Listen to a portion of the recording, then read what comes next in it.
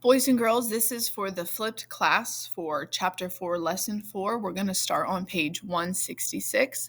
The title, excuse me, the title of the lesson is The French and the Dutch.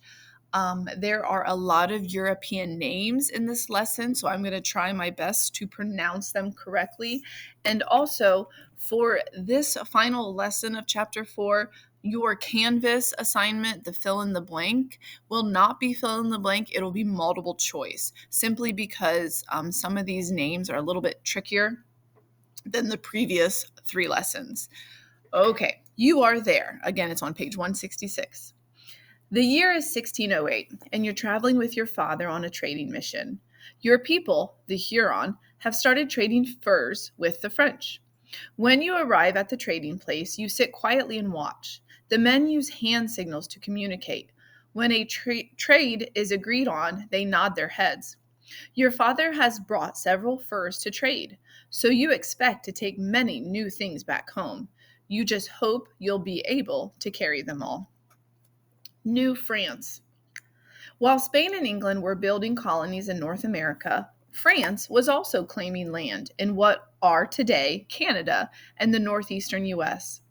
French claims to this region, which became known as New France, began with Jacques Cartier.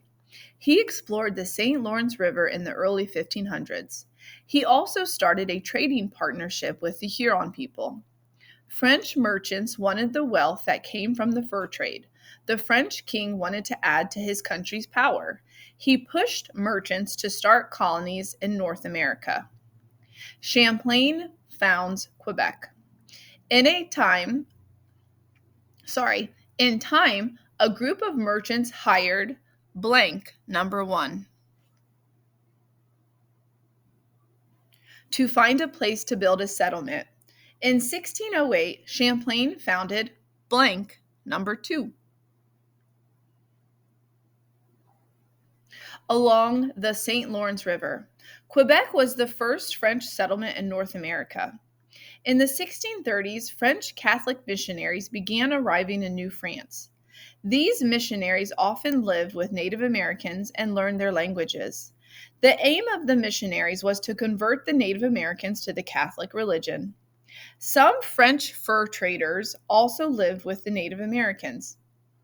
They learned their languages and ways of life. Since these traders spent much of their time trapping and hunting, they did not build many long-lasting settlements. Unlike the Spanish and English colonies, New France grew slowly. Most French people were not interested in moving to North America. In the 1600s, the French built only 2 main settlements in all of the North America, Quebec and Montreal. By 1625, the population of Quebec had grown to only about 60 people. New Netherland.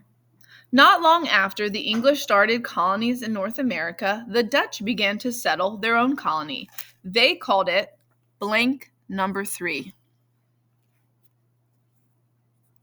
They built settlements along the Hudson River in parts of what are now New York and New Jersey. The Dutch fur trade. The Dutch set up a colony in order to profit from the fur trade. The demand or desire for furs was high. The Dutch traded with Native Americans, adding to their supply of fur.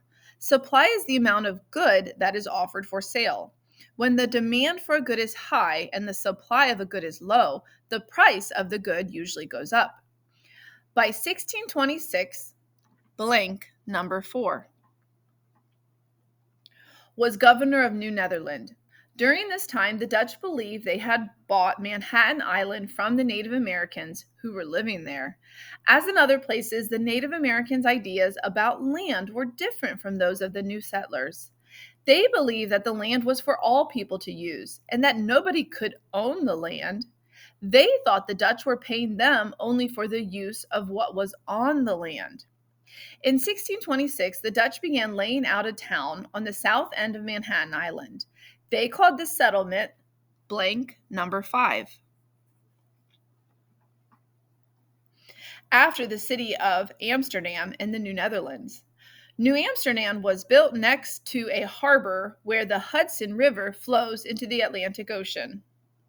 This was a good place for trade. Ships could sail down the Hudson to New Amsterdam to drop off their furs and to get supplies. Ships waited in the harbor to carry the furs to Europe.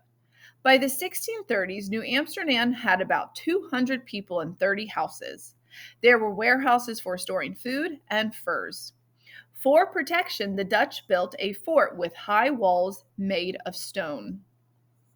New Sweden and more conflicts. In 1638, Swedish settlers founded the colony of blank number 6 to the south of New Netherland. New Sweden included parts of present-day Pennsylvania, New Jersey, and Delaware. When the Swedes began building homes, the Dutch worried that these new settlers would enter the fur trade. Dutch colonists and the Algonquin, who lived nearby, had a strong fur trading relationship. This relationship would soon face trouble. By the late 1630s, conflicts with the Native Americans had grown because the settlers had cleared more land for farms. The colonists and the Native Americans attacked each other's farms and villages. The colonists then set out an army that destroyed Native American villages all over New Netherland. In 1645, after many colonists and Native Americans had been killed, the two sides signed a peace treaty. By then, the Algonquin of New Netherland had almost been wiped out. Exploring New France. As English and Dutch colonists moved into parts of New France, fighting over the fur trade began among settlers. Native American groups also fought with each other. Both the Huron and the Iroquois tribes wanted to control lands in present-day Canada. The Huron were allies, or partners with the French. The Iroquois were partners with the Dutch and the English. Fighting between these groups nearly destroyed the Huron population and the French fur trade. Marquette and Joliet. The new French king, Louis the Sixth, I think that's 6, did not want to lose France's North American lands. To protect them, he made New France a royal colony. Then he sent out more explorers to find a river west of Quebec called the Mississippi, meaning Father of Waters. He hoped the Mississippi would prove to be the Northwest Passage. Boys and girls, I apologize. That would be the 16th. So that's Louis the 16th or 14th. I think it's 14th. Louis the 14th. Anyway, in 1673, a small group led by Catholic missionary blank number 7 and fur trader blank number 8 set out to find the Mississippi. With help from Native Americans, they found the Mississippi. However, because the river kept taking them south, they knew it was not the Northwest Passage. They floated down the river to the present-day state of Mississippi. There they met some Native Americans who told them that Europeans lived farther south. Fearing the Europeans might be Spanish soldiers, and French turned back. Founding Louisiana. Later, French explorer René Robert Cavelier, known as blank number 9, set out to find the mouth of the Mississippi River. In 1682, La Salle led an expedition that traveled south from the Illinois River. During the difficult trip, a member of the expedition wrote that after running out of food, they were living only on potatoes and alligators. After 2 months, the explorers reached the mouth of the Mississippi at the Gulf of Mexico. La Salle claimed all of the Mississippi River Valley for France.